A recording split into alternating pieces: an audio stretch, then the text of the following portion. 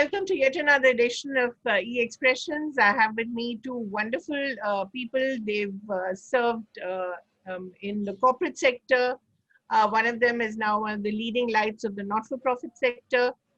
The other has served in government, in the not-for-profit, and of course the corporate sector.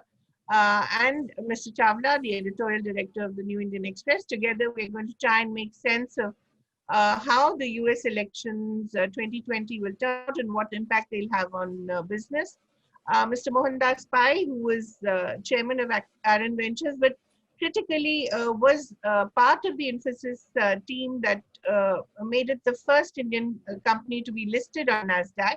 So and of course, has an intimate knowledge of how the outsourcing policy works. And Mr. Myra, who both in the government and the corporate sector, understands exactly how much pressure American corporate interests put on American foreign policy. So I think we're going to have a very exciting discussion. May I start with you, Mr. Pai, and ask about what you feel about the current discourse in America. Where does the economy figure, and where does a country like India figure in the current debate on, Trump versus Biden?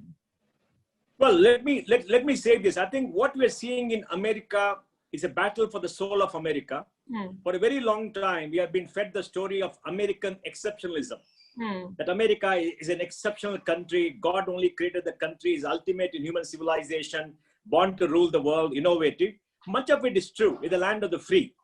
But America is driven by contradictions. Is driven by many issues which are not being settled.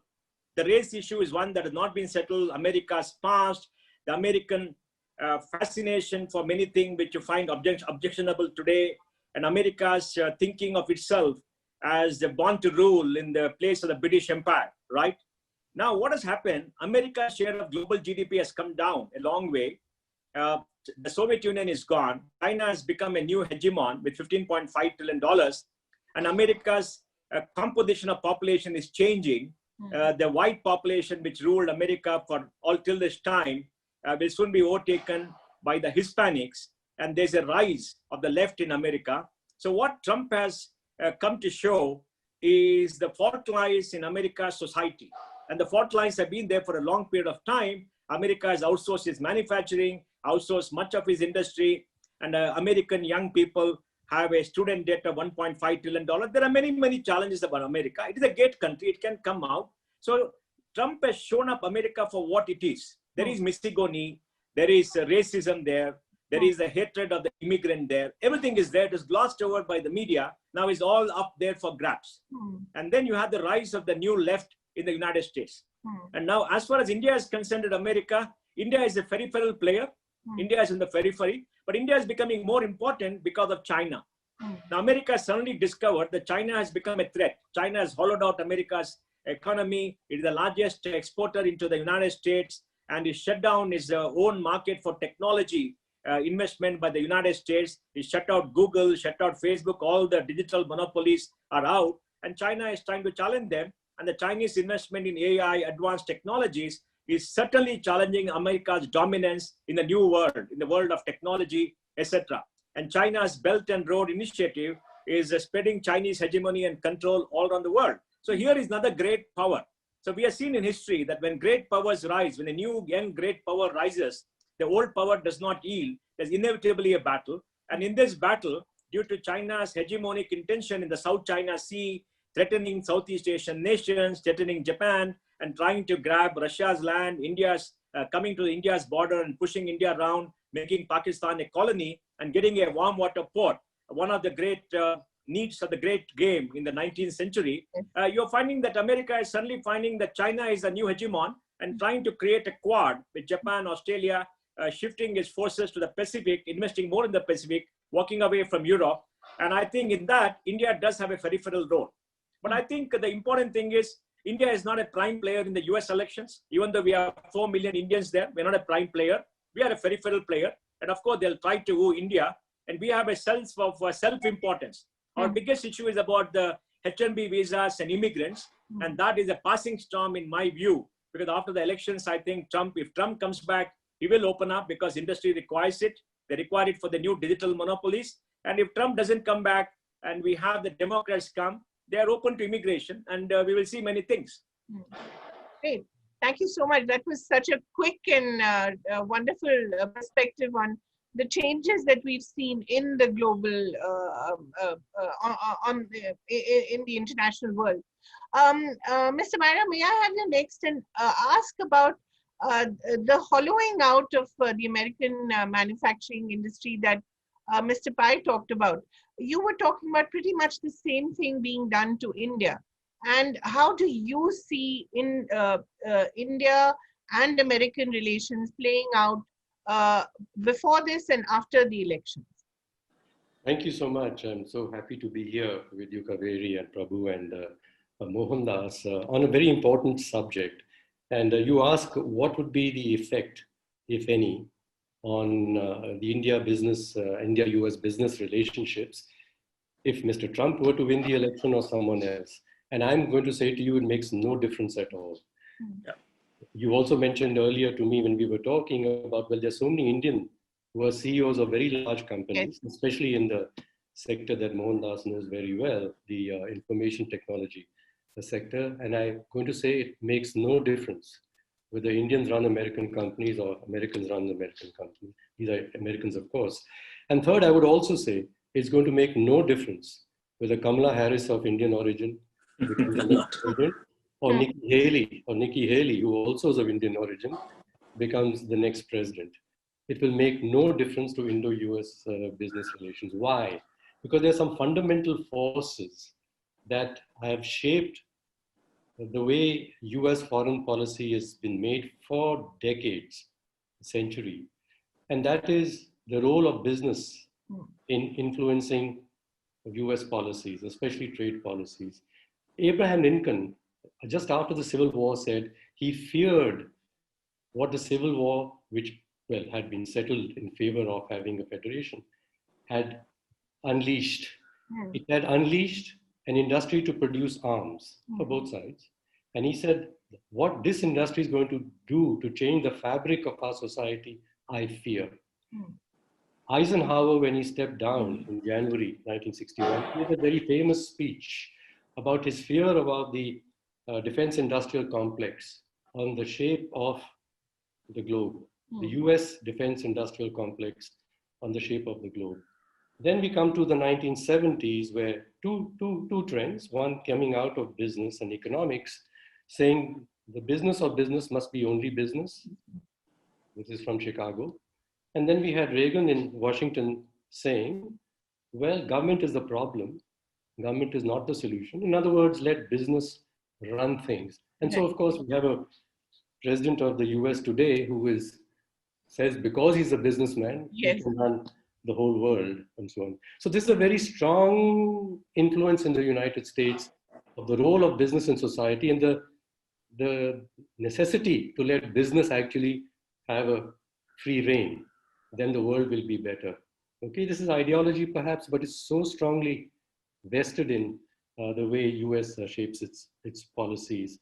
So we come to another force is building up this, which is as Mohandas pointed out, the international relations for the last 20, 30 years have been in a sort of vacuum, which the US has sort of filled and had its hegemony on international multilateral organizations, the World Bank, the IMF, of course, and the WTO, all this time with no opposition, really. And so the trade rules have been very strongly made, and the investment rules, very strongly, the global trade rules, investment rules, by the US and by US businesses, very much so. And so we come to the point here where in the last few years, the investment community, which is really the business community of the US and the financial community of the US, have been able to get away by saying that there will be bilateral and multilateral investment treaties where investors can sue sovereign governments elected by their own people to say our interests are not being protected in your country. I mean, this is where we had come to. And you know, even in our country, there were people supporting this because sort of in terms of a very simplistic view of how power works and economies work, they said, well, this is good. if investments can go everywhere, in other words, make life very easy for migrant capital, go where it likes, come over when it likes, do what it likes when it's there. And we didn't realize that migrant labor, this is linked also to Mohandas' point about people who go somewhere else to work. We're not making life easy for them and all of those. So this is how the world has got shaped by money invested in big businesses. And the largest ones are multinationals out of the US. They don't even pay taxes in the United States. And US presidents have been trying to get them to say, if you're US corporations, pay taxes here. But they, by the dictum that, you know, the business of business is only business, and I care only for my shareholders' interests and not even national interests, that's where they are.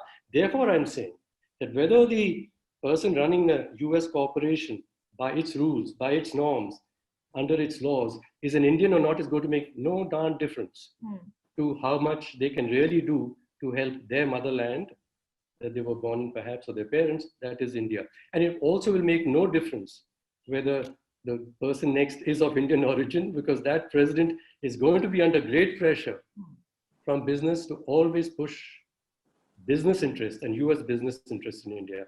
And I saw the consequences of this. For the 5-6 years, when I had 5 years, I was in the planning commission, and 2 or 3 years before that, that how much influence American thinking of both economics as well as their influence in these bodies that make the rules has had in weakening our structures. You pointed out our structures are hollow. Yes. But here we are. We signed the World Trade Organization agreements in 91 and became a very liberal open trade economy, as we said. And Mohandas would know this well. When the ITA was done by the WTO in 1996, the international IT agreement, India signed a year later. It was good because it said that please buy hardware at zero duties, because it enables software, which is the main thing required, to be available to everybody at low cost. China did not. China, even though joined the WTO a few years later, withheld joining the ITA for a full 12 years after that. And during that period, from 2000 till 2010-11, it built such a strong electronic component industry that it began to swamp the US with it. And now they're getting alarmed and saying, what happened? Why are all these hardware producers from China now taking over our country, our politics even, in the US? We were being too innocent. And we got convinced by the US to say, look, buy our stuff, it's high quality, and you'll have the best hardware to run your systems. In any case, most people, they said then, use US hardware, so it'd be good for you software producers to do that. Yes, it's very good for our software industry, but it wasn't good for our own manufacturing industries. And so our electronic industries became so weak that we, when I was in the planning commission, were getting alarmed that the import of electronic items into a variety of things, electronics goes into everything, was now catching up with our imports of oil and petroleum. Yeah. And we can't generate petroleum, that's part of the formations of the earth. But we can certainly, like China did, have produced our own electronics. Right. Why were we not? We got carried away with this notion that make it open, the trade open. In that case, it was supposed to be for the US, who thought they had the strongest hardware industry, right. But China didn't play by those rules. Right. So what should we do? We talk about that. Yeah, that's so fascinating. Mr. Pai, may I bring you in here? When Mr. Myra talked about migrant capital and migrant labor, as we all know, has to, follow the rules. And Infosys itself had to, ensure that it hired enough US workers to placate the US government. So clearly these rules, we as a country tend to play by the rules, by the global rules, and it doesn't necessarily benefit us. How does one solve this conundrum? Kaveri, what I want to say is the Indian IT industry is adjusted a new threat of Trump to ban visas, etc. Most of the big companies are more than 50% local employees. Right. They build their big places in the smaller cities of the US, hide Americans, and they're finding they're much cheaper than sending Indians from here to do some work. Because what Trump and others forget is Indians went from here not to stay there as immigrants. They went there to do projects. I mean, we had data, we said 50% of people came back in 9 months. Another 20% came back in 18 months. Only 15-20% of people stay there for longer than 3 years. So we required a work visa, not an immigrant visa, but H-1B was an immigrant visa. because that's the way the US has constructed it. In fact, in mode 4 of the movement of natural persons, we wanted a different kind of work visa under a negotiation in the US. It did not work. So I think India has adjusted to it. But the important thing today is, because of COVID, people have found you can work just from everywhere. Right. You don't have to be next to anybody, and you don't have to, you got to get all this fixation that you got to sit in a room and see a lot of people whom you can lord over as a source of your power. All that is gone. Everybody has been disabused. And today the visa has become less important because you can work digitally all around the world. Right. And of course, for India, having our people go there, work in the first world environment was very good. Because, you know, like Narayanmurthy used to tell us that we live in the third world. So we have to create a campus and a workplace like the first world, because it delivered to the first world. Our mindset should be the first world. That's why you should, IT companies' campus are beautiful, much better than what Microsoft has in the US. And we need a set of young people to get them to adjust. But we've done it for 20 years. And today it doesn't matter so much. It's a very mature industry. It has its technology and everything else. But the big thing, what is important is, you know, Arun may like it, that today Indians are at the forefront of technology. They may not be at Infosys, they may not be at TCS because, you know, they may be 2 years behind, but in the best IT companies in the world, in Google, in all the big companies, in all the R&D events, Indians are there. So the Indians have been trained up, intellectual capital has come to the Indian mind. Most of them are Indian citizens. Some of them are in India. And let me give you some data, you'll be very happy. You know, America has 6 million software engineers, 1 million are Indians there, citizens are green card holders. India has 4.5, out of which 2 million work for American companies. Out of 8 million working for American companies globally, 3 million are Indians. Of the top 10 software service companies by market value, 5 are Indian. Of the top 5, 3 are Indian. Of the 2 million employees in the top 10, 1.5 million are Indians. It has worked to India's advantage. And this is high tech, this is cutting edge, and we have brought it up because we came from the bottom, from small projects to big projects, and now we are the cutting edge in AI, in machine learning, etc. But we are not at where Silicon Valley is, for a simple reason. We don't have those universities, we are not funded enough, and we don't have the kind of R&D and the PhDs there. But today, symbiotically, Silicon Valley and Bangalore are linked together at the hip, both work together. Most of the good startups there in high tech have their engineering office in Bangalore. And if you come to Bangalore, last year we had 500 companies who started off as startups using AI. I think that's tremendous what is happening in technology. But we lost out on hardware. Where hardware is physical, we did not invest enough. We started importing, and in many, the Indian industry has got a trading mindset. They don't want to invest for the long term. They don't want to spend on R&D, and they didn't want to do that. Only now in the recent past, the policies are changed, and hopefully because of the Chinese issue, electronics may come back to India. We make 250 mobile phones every year. We're one of the largest consumers of smartphones, 35 million a quarter. And I think that, you know, with Jio coming, with the telecom industry going up, we're going to see an upsurge and that manufacturing coming back. We still don't have a chip industry, even though we have the largest number of chip testers and designers in India. Over 250,000 people in the chip design and testing industry, and about 270 companies are in Bangalore itself. So very large things have happened in this area, but this H1B, the visa issue, we want it. We want an open society. If they shut us down and try to do something, we'll still survive, we'll still grow, and more of the jobs will come to India. Today, well, I think, Kaveri, let me get into it because we are diverting to different issues. We are going to Mohandas Pai is very expert. He knows all the strategies on visa. He's telling us all the things. But I'm little, as a journalist, I'm a little concerned about something that Arun was speaking about the same thing. You're different in different language altogether, where Americans work for themselves, not for anybody else. That's basically the mindset. They work for money, they work for commerce, and Indians, by the way, have provided them global connectivity to exploit India as well. Most of the Indians are working for America to make money out of India.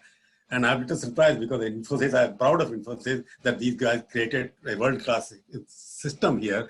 But I'm a little surprised, if I'm not wrong, please correct me. I'm a little surprised and sometimes saddened also when somebody says Infosys is now foreign-owned Indian company. Is that right?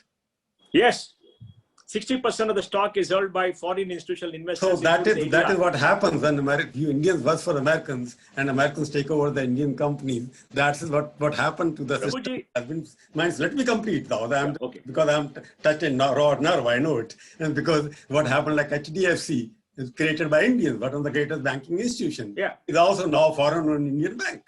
So what I'm talking about is the Indian, as Arun rightly pointed out, and I want to bring out here, whether the election makes a difference to us or not. But the question is, will this election, the Indians who are helping the American economy to do what they are doing in the monopoly, digital monopoly they have created, it is because of the Indian minds, intellectual capitalism coming there. So what is happening that whatever is written in New York in terms of rules, formulation is implemented in New Delhi. That is what is happening. And whether it's Trump, whether it's Biden, whether it's Clinton, anybody comes there, but the business rules and the policy rules are written in New York or Washington. They are implemented in Planning Commission. And what happened in 91, reforms happened, and because of the reforms, Infosys became foreign-owned company, HDF became foreign-owned company, and Indian international brands, we no more call it Indians anymore. Is that what the American mindset does to India? You know, Prabhuji, I'll just make a few points, then I think maybe Arun can talk. You know, we have a weakness of capital. We don't have enough capital. And our institutions don't channelize capital to equity. LIC and the life insurance companies have a total balance sheet of 45 lakh crores. Do you imagine how much money they put into equity? Maybe 4 lakh crores, only 10%. Today, we have the Canadian pension fund come and invest $30 billion into the Indian market. $30 billion, the pension fund, taking the currency risk. LIC has still not made investment in technology startups or created $160 billion of value. So we have a financial sector. I will interrupt you because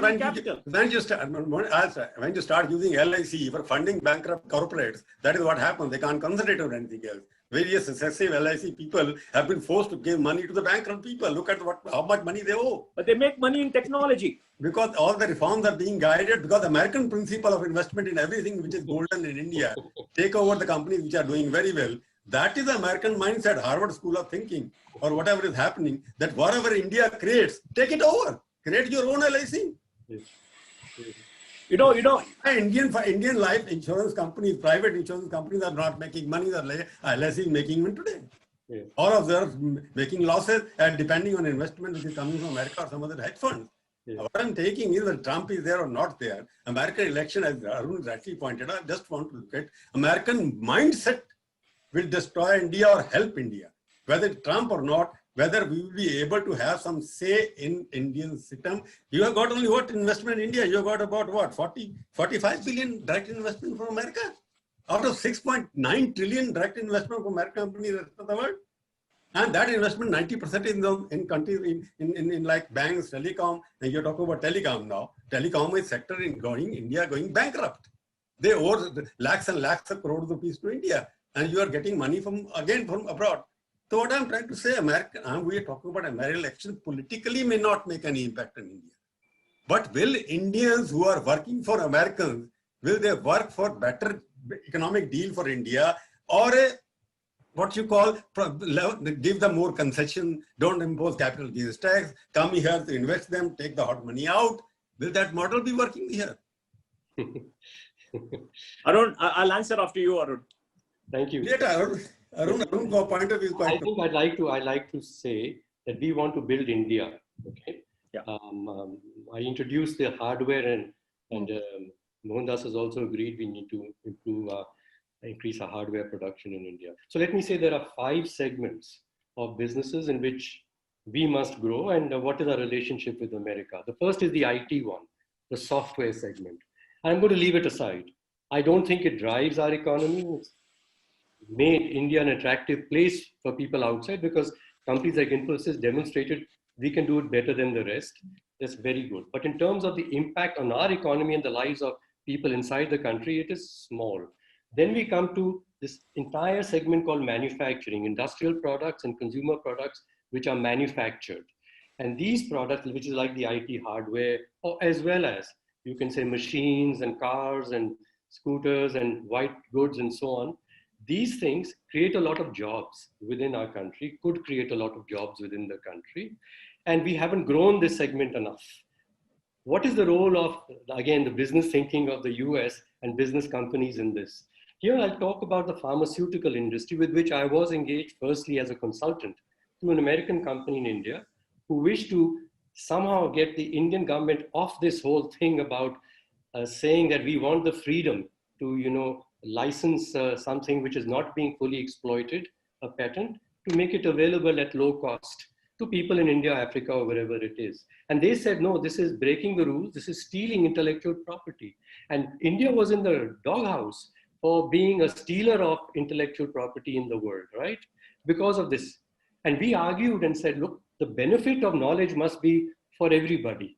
So this business about owning knowledge, and that is yours, and for you to charge others for the use of it is a wrong principle. But American companies who were not producing things anymore in the United States, like Apple, producing this hardware outside or software also done by others, it owns the intellectual property. So in the price of the Apple phone, a very large percentage, and people have made their own calculations, 50%, 60% is IP.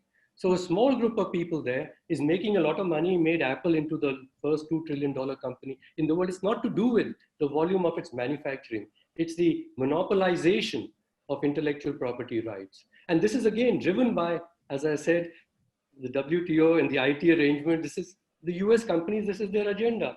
So this is their strategy, and they will continue to do this. So we found this in the pharmaceutical industry also. And we said we need to produce generic drugs or low-cost drugs, which are public sector companies were producing. We used to produce vaccines in the public sector. We closed it down because there's a whole thing of producing things in the public sector, inefficient looking, producing, simple things. They're not doing high tech research into pharmaceuticals. Close it down, get into something else. And then they wanted freedom to acquire our best companies, our best pharmaceutical companies, brownfield acquisitions. And we said, no, come and put investment into greenfield, increase the capacity here. Let our present companies operate and improve themselves. Please do this. But this was the argument all the time. No, Arun, backward. Arun, I will stop you here because this is, Arun, I'll try to stop you here because there's an interesting discussion going on. Mohan will come here.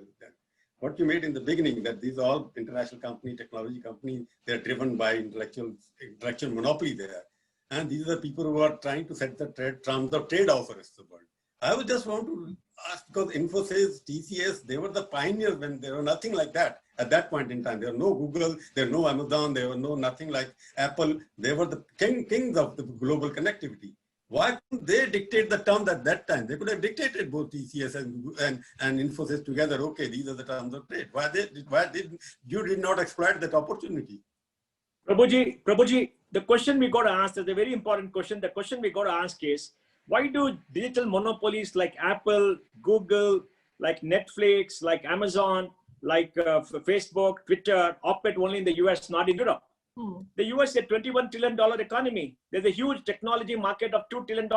There's huge amount of risk-taking capital. There is technology assimilation. It's not there in Europe. These companies dominate Europe too. It's not there in Japan, which is a $5 trillion economy. It's a very unique situation. All our Indian companies are small companies. TCS is worth 120 billion. Infi is worth 60 billion. They are small companies compared to an Apple, right? And they don't get any revenues from India. India has got a small market. The American companies have the huge American market to themselves. They leverage that and go and conquer the world. They got America behind them. They got the power of the American president. What do we have? We have nothing to do. We are just coming from the bottom with nothing to our hand. We don't even have capital. We don't even put capital into our own companies. I mean, what do we do?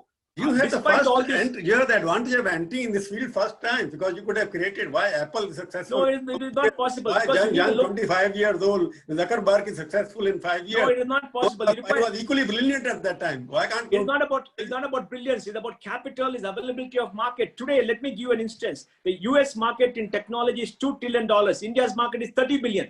Can any company succeed here? You cannot succeed here. There is no market here. You got to first grow the market. Alibaba, Tencent, and Baidu succeeded in China primarily because they shut out the world, and the Chinese market is 15.5 trillion. China invests $65 billion a year in technology startups. India invests 12 billion, out of which only 10% is Indian capital. Without capital, without a market, for us to create a global industry has been stupendous. Yes, they're not what you think they should be. I agree with you because everybody thinks they should be like Google. It cannot be. There is no Google in Europe. There is no Google in Japan. So let's be sanguine about it. And one question which you asked, I want to answer. Indians in American companies will work for their companies. They'll work for America. They will not work for India. India is a peripheral vision. All right. Let's be realistic about it. Kamala Harris, like people in Chennai, are jumping up and down Tamilian. She cares 2 hoots for India. like Arun said, Mohan, America is saying America. Americans don't bother about India. They want Indian market, but they don't want anything else. Okay, Absolutely. market at our terms and we'll dictate. Absolutely. And all the people who are sitting in planning commission or Niti Ayog. If you go to Niti Ayog, I find out 190 consultants they have appointed, young boys and girls. They are all from Harvard and somewhere else in America, or they are related to politicians or IAS officers, and they think alike. Yeah. If you look at the Invest India website. Invest India website is like marketing America in India, not marketing India into America. You're right. You're right. You're right. That's the reality. Other thing is, America is still not a nation. India is there's a debate about India, whether India is a country or a nation. India people feel we are a nation, but America is not a nation yet. But still, their commercial interests. I'm just saying, in American elections, Trump is much more closer to India, or maybe Modi ji. No other president was so closer to Indian Prime Minister, because Indian Prime Minister was not that outreach, not there. Modi has done the outreach, he has reached there directly. Therefore, this election, after Trump goes or wins, doesn't win, Modi will have to find very difficult. Biden can't connect with Modi. Then okay, Arun, you want me to talk or you'll talk? Let him talk. Go ahead. I think who is wishing to get clarification from you, but I have a few things to say, but I'll please let you go ahead. No, I think, see, we have to be realistic about American politics and American politicians. For them, India doesn't matter. We are not important in the world at all. Let's be very clear. We're a small $3 trillion economy with a per capita income of $2,000. We can think what we are. And the way for us to grow is to make sure that we work with the global powers. We use their markets to grow. We give them access a little bit of a market. And we do what China did, hold them off at the door. Don't allow the barbarians to come over and carry you off. Take advantage of them and grow your economy. Once you become a $10 trillion economy, we'll have much more global clout. Because globally, what gives power is your economy and your military power. The military power we'll never have. At least let us grow our economic power. Look at what China has done. With $15.5 trillion, they are a very large economic power. You can't push China around. America is trying, but it's going to be difficult. So for us, coming from behind, because of bad socialistic policies for the first 50 years of our freedom, doing all the things wrong, and we have to fight. Let's be realistic. Yes, thank you. Prabhu, you're putting it very well. There's a mindset and an idea about what is the best, smartest, world-class thing to do. And Indian industry and Indian economists started adopting an American idea as being the world-class idea, and we want to be respected and admired by them. I'm saying both economists and our business people also. And this is what has influenced the trajectory of Indian economy, as well as especially its industrial production for the last 30 years. And we come to this stage where we are worrying now about jobs and being able to stand up with our own defense. And China, what happened to China? And therefore to Mohandas, it was also in a similar position, wasn't it? Yeah. It was in fact in a lesser position than we were. In 1991, India's machine tool industry and capital goods industry was larger and more sophisticated than China's. And now we are importing all our hardware and sophisticated stuff from where? Not even from the US, because the China has even overtaken them. So what happened? So I would say here, this idea that if you open your economy up, it benefits citizens is just half the story. It benefits consumers. And Indians can buy the latest this and that and the other. And we, the richer people especially, were the most delighted with this. You could get the better cars, the better clothes, brand names, and so on. And even the other people, aspirational, middle class said, okay, now I can also buy the same sort of stuff. Of course, over the years, that same sort of stuff is all made in China with labels from the US. And so we're creating jobs in China. And then we say, to buy stuff, people need to have jobs and income. But we all this time haven't made our citizens employable or given them employment, so they can't even buy the stuff anymore. So there is this anxiety, and which is why the investors in India say, where's the market now? China has become strong because it created itself into a big market. To become a big market, you've got to produce in your own country first. You've got to stand up to the foreign investors like we used to do till 1991. We used to have phased manufacturing programs. Yes, I grew up in a company called Tata Motors now, a telco. We made trucks in India and buses in India, having learned from Daimler-Benz, and we exported them in those dark days before 91 against Daimler-Benz in Southeast Asia and in the Middle East and Africa. We said we can do it. We can do it. And we have lost that spirit because our people who are influencing policy, the business people so-called, who are influencing policy in India are traders. They will tell you how to. I don't know. You have reminded me something else because Maruti was a success. Even now it is a success. It controls almost 50% of the market. It was created by Indians and it is market. Now they are going to drop the name Maruti and become Suzuki. So our brand being bought over in terms of, I don't know what, money changes everything. Tomorrow they will buy India. They don't call it India, don't call it Bharat, call it something else because we are giving you money. So the mindset what I'm talking about is that, do you agree with me, what both of you, that India, whatever US election or not, Indians have more American mindset in this institution. Do we need to purge the American mindset which pervades all over the country here in every institution, every decision-making process, so that India becomes self-sufficient and able to create and use the market to its own advantage? I'm asking both of you. Yes. You know, Prabhuji, in India. Prabhuji, in Delhi, out of all the bureaucrats who rule this country and many political leaders, how many of the children are away in America? Almost everybody in power, every elite wants their children to go to America and not come back. Well, my son went to America. He's back here. He's working. And I like that because he said he wants to come back. They don't even want them to come back. And all the bureaucrats are very proud. Their children are in America. Everything is there. They exported out their future. So yes, you are right. We have this American mindset because we have not been a successful country. And we had this socialistic past where we divided ourselves. When we opened up, we did not sequence the opening up. Look at what China did when they opened up. First, they opened up agriculture, gave land to the farmer to grow and create a surplus.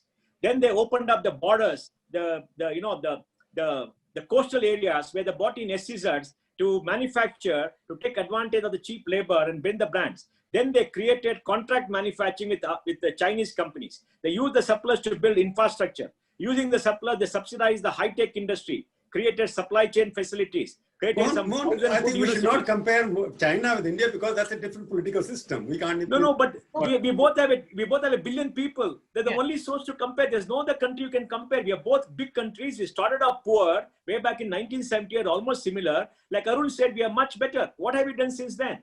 We opened up. We didn't support our industry. We brought in open policy without supporting. Maybe Rahul Bajaj was right. Rahul Bajaj was right. CPIM, those days were right. We should have sequenced it, but we carried away. Now, like you said, America rules New Delhi. American mindset rules Delhi. You're perfectly right, but that's political. But you know, there's a reality. There has to be purge. There has to be purge of Americans. You know, here is what Zuckerberg comes here, he gets a priority appointment. Amazon comes, he gets all rolled out, red carpet there. All the tech people who are coming from there exploiting Indian market, they get the treatment, and therefore the Indian mindset says, okay, my boss is meeting Google boss, so I should go and lay down there and also do this, help them to create the market. That's the mindset being created. Anything who comes from America gets the priority assignments here, priority darshan also immediately. So that's why the whole mindset changes. No, I think Prabhu might say the red carpet is fine. In fact, the Chinese were much better than us at rolling out the red carpet in Beijing. And American businessmen used to say this, that, you know, when I go to India, I'm made to wait in some office and so on. When I go to China, the president rolls the red carpet in the Palace of People and receive. But they said thereafter they do what they want to do. Yeah. And this is Mahatma Gandhi's thing. I want to keep my windows open and get knowledge from everywhere, but I will not be blown off my feet. We got blown off our feet. And I want to say that, you know, in 47, 48, Gandhiji had this contest with Nehru, that we have to grow our own industries. They may be small, but grow our own industries, because then people will be producers, they can be consumers, build bottom up. And you know, the story you're telling, Mohandas, about China, different circumstances, but it was building the bottom up. Bottoms up. And Gandhiji said that, but we got so attracted with this idea about the big industry and top down, which led on and on, because the people who were telling us that our planning idea was wrong was Milton Friedman. He was one of the first economists to come and give a report to say, what is this idea of government playing a role? In India, we need government. And now, of course, America needs government. Everybody needs government. So we just lost it. We said, leave it to the business. We're again coming back to American politics. I'm going back to it because 91 reforms started that time, and that's why it's there. So I was editor of Indian Express at that time. It was just a coincidence because 1991 we started it. You had 3 finance ministers in the neighboring countries, India, Bangladesh, and Pakistan. It was a coincidence that all the 3 came from the World Bank institutions at the same time. Was it to set the future in a particular way in this part of the country, in this part of region? And since now, Mohandas and both of you, I'm asking you, supply side model became a mantra for success development at that time. And 35 years later, 39 years later, do you agree the supply side model at the same time by the World Bank pushed finance minister has brought us where we are today? No, I think we could have done better. We could have done better. The demand side model, by creating more jobs, by creating labor intensive industries, by greater urbanization, the model that China followed in sequence would have been a great model. Agriculture is our strength. Labor is our strength. We are labor surplus. We are not capital surplus. We incentivize capital, not labor. If you have a garment factory, 50,000 people, the inspectors are there, they take bribe, they harass you. You will set up a 50,000 crore steel plant, borrowing money from the bank. You didn't even have to pay back the banks. You could siphon off money, become wealthy outside. You could be anything. And you got tax breaks for that. That's the kind of policy, Prabhuji. I think, that is terrible. We sequence it wrongly. We did not place to our strength. Correct. We have the supply side was supply, because Arun was there in planning commission, Motek was there with the Singh Parivar at that time was known as all Motek Singh, Aluwalia, N.K. Singh and Manmohan Singh, this famous Singh Parivar which led particular supply model. I'll ask Arun, whether do you agree the supply side model which was created by that time? Now, well, you come to that, as Mohandas rightly pointed out, sequencing was wrong. With economics, we were taught there are 3 stages of development. You go from one sector to another to another.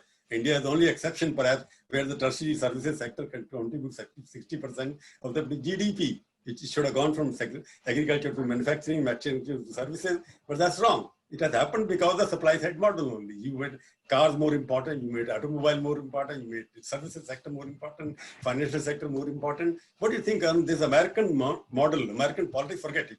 American model of governance and model of economics, we have to get rid of it from India. That's right. Well, you're calling it American model of economics because very largely you're right.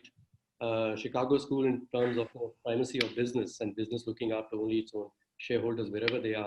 And then Washington taking that business model and making it its trade model. I mean, that is really what we had to get over.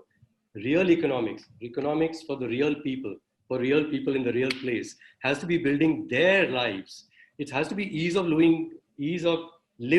Prime Minister said. Not doing business. Ease of doing business. And ease of doing business, we always do it the World Bank's framework, which is the ease of doing business from the perspective of a foreign investor. That's an American mindset.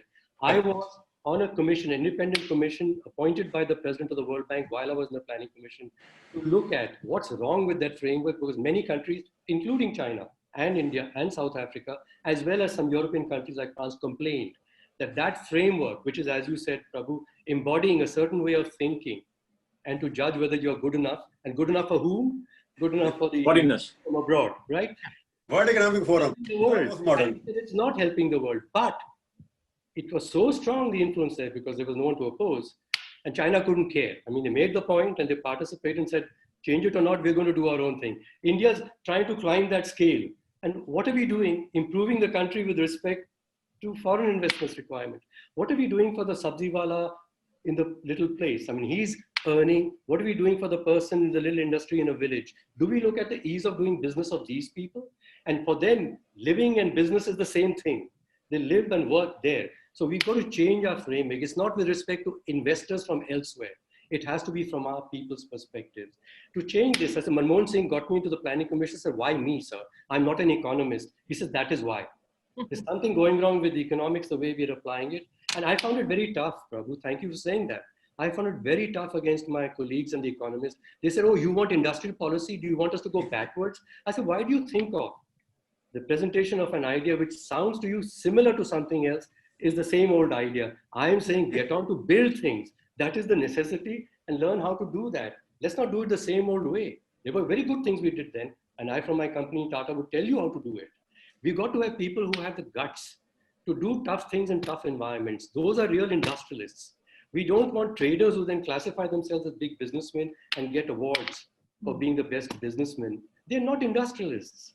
We need real industry builders. And industry builders do tough things. Will take a long time to produce a result, but they'll do them. And the American companies don't want this. They change the rules. We used to have in the policy phased manufacturing programs. It was accepted.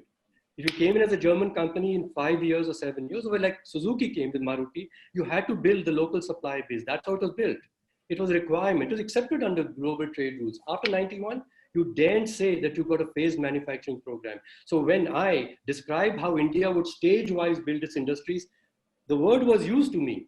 A, you're calling industrial policy is a bad word. Second is a phased manufacturing program. The word PNP is not allowed. I said, don't call it phased manufacturing program. I'm saying build stage-wise. Please, let's look at how we would get cooperation from others who are willing. And I know the Americans are not so easily willing.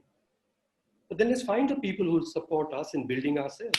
If it's good for us, it's good for them in the long run too. We'll be another counter engine to China, which is what the US wants ultimately, but they'll just weaken us in the process of the way presently things are going.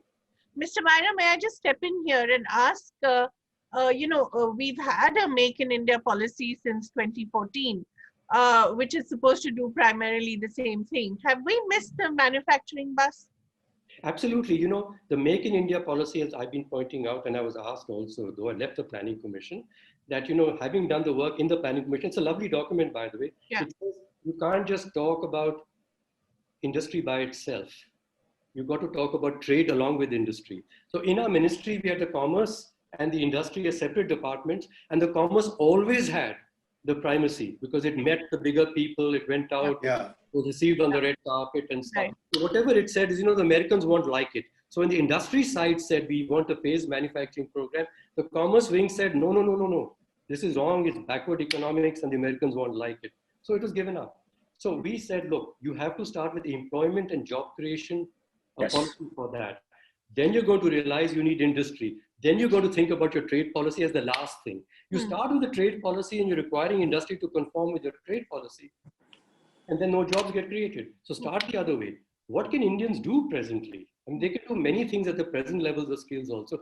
Encourage those industries and make them employed, not just employable. But if they don't remain employed, they're going to lose their skills and won't learn anything more. So this other American idea, which was in the ease of doing business, that, you know, unless you do away with all labor laws, it's not interesting to an investor.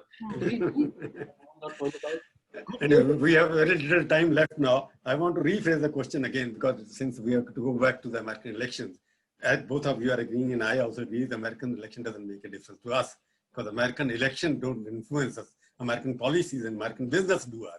But I want to say, do you agree with the phrase that India, forget about American election, we have to de-Americanize Indian fiscal and economic policy or not? Prabhuji, we have to create a policy which is good for India, putting India first.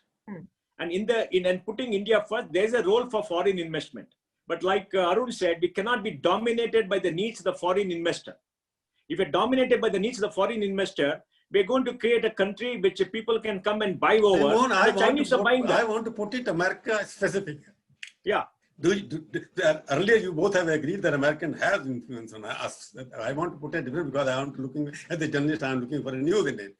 There is a need. Both of you are eminent industries. You have set up various goods. You have done handled various business, and you are one of the person who have created Infosys. So I want to be specific. Is there a need for de-Americanization of Indian thinking in terms of policy? Yes. Yes. Yes. But Arun, you also will agree, I hope. No, but I don't like the word de-Americanizing. I know for political reasons you must say that. But I'd say about get our own mind clear. Yes. That is what Mohan said in the beginning. It might work for them. It might have worked for someone else another time. It will not work for us now. Let's find a model that works for us. Well, American phobia is here. No? Anything which is American. Prabhuji, we must learn how to make use of America for our own good. Yeah. Like Gandhiji said, we should not be blown off our feet by the winds from outside. Like the Chinese did, they used America. They got American market. The Japanese did, they used America. They got their market. They took all their money. Now they're giving it back. We got to be smart enough to understand what is good for us, what we have to do internally, and work with the Americans, take their capital, take their technology, export back to them, do business with them, and grow your own economy. On your own terms, on their terms. Yes. We cannot become a colony of any country. We should not become a colony of any country. And our policy has been, like you said, if I go to Delhi, I'm treated like shit. I'm made to wait outside. Whereas, an American comes there with that big four, suited, booted, whatever it is, they're all straight inside. I'm made to wait. I mean, what's wrong with that? Next time, you will go with Zuckerberg next time. No, I don't have to go with Zuckerberg. But And let me tell you another thing. If I go in my kurta, even the guard spits on me. He pushes me aside because I'm not in a suit. And if I go in an ordinary car, they don't even allow me inside. If I go in a Benz, everybody salutes. And in Vidhan Sabha, let me tell you, in Vidhan Sabha, I seen a street dog can go walk inside. If I come in a kurta, the guard will not allow me inside. In my own capital, in my own city. Mohan, I've been watching. Kurta. Mohan, I'm just shaking aside because I watch social media quite frequently because I'm getting old sitting at home. What do you do? I see an American ambassador can gesture walking to anywhere without any problem. He is tells every day. He describes the power he wields in the various political capitals. Yeah. During the pandemic, for him the doors are open everywhere. Yeah. So that's what I'm talking about. The American election may not different, but American ambassador is like a. It's the largest economy in the world, the most powerful country. They rule the world, and we all bow before them. That's the reality. Even their ambassador is like a god here. Like yes, absolutely. He's a mindset. Time for a last question. To both the gentlemen, Mr. Myra and Mr. Pai. What is the one thing that we need to change about our manufacturing policy, which can actually yield results in the short and long term? See, Kaveri, I've thought about this, I've written about it, I put it into the plans that we made when I was planning commission, and thereafter, I have been kindly consulted by the industry ministers of the new government, and I put it there. Look, a competitive advantage you gain by using the resource that you have most in abundance and devise your production technologies to use that resource. If I'm sitting in Saudi Arabia and I've got petroleum under the ground in abundance, I will build industries and technologies to process that and then grow my industry. In India, the most abundant resource we have is people. And I have to have my production technologies which use people and not displace people. And we're getting this idea that, modern automation, and we are killing the lives of our people and killing India in the long run. It is entirely possible to devise technologies which make the most use of labor, and they need not be in the biggest companies. I mean, Nokia may not know how to do that, but there are many people, as we're discovering now, who are making the same sort of things at pretty high standards. They may not be sold in America, the brands, but our people will buy them, just like the Chinese did. We've got to build industry by using people as the only appreciating asset that any enterprise can have. Appreciating meaning it's the only asset that can learn and improve its own capabilities. It doesn't depreciate if you keep it and nurture it. Machines, buildings will all depreciate on your balance sheet. So we are silly to put people onto a cost, profit and loss account and dispense with them when something goes wrong, and keep on trying to worry about how to pay for the buildings and the machinery that we bought with loans. Please nurture your people. They are the foundation and will make India a very great country if both our business policies and economic policies are founded on this. Right. Wonderful. Mr. Pai, are there any specific sectors that you would like to identify? Yeah, Kaveri, I agree with Arun, because we have to incentivize labor-intensive industries in the north of India, which is surplus in labor. Right. The south of India is not surplus in labor, all right? That's why you had the migrant crisis that everybody went north.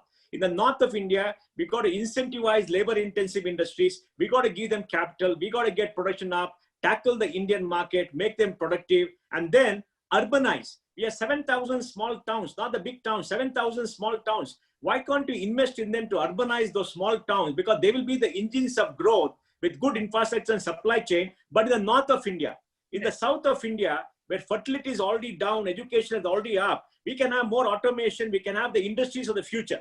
The industries of the future, which is electronics, and not assembly, which is electronic, sophisticated manufacturing, high-tech manufacturing, which is manufacturing of drones, which is manufacturing of robots, etc., can be in the south of India. And about 10, 15 years, we can build it up. So when the north also comes up, because they're using the surplus labor, we can have an all-India market. So we got to have differential this thing. And last point, we have to make sure that the disincentive for investment in India goes away. For example, if I invest in a startup, long-term capital gains after 2 years is 28%. If I go to the stock market, it's 10%. Why can't you make it 10% here? So I think we got to change tax. We got to incentivize labor-intensive industries, focus on jobs, and do it in the north of India as special economic loans for labor-intensive industries. And that is the idea that will take India forward. Wonderful. Thank you both gentlemen. I think it was a masterclass in knowing where we went wrong and in knowing what we can do to fix it as well. Thank you, Mr. Myra. Thank you, Mr. Pai. Thank you, Mr. Thank you. Tata. Thank you very much. Thank you very much. Thank you. Thank you. Thank you.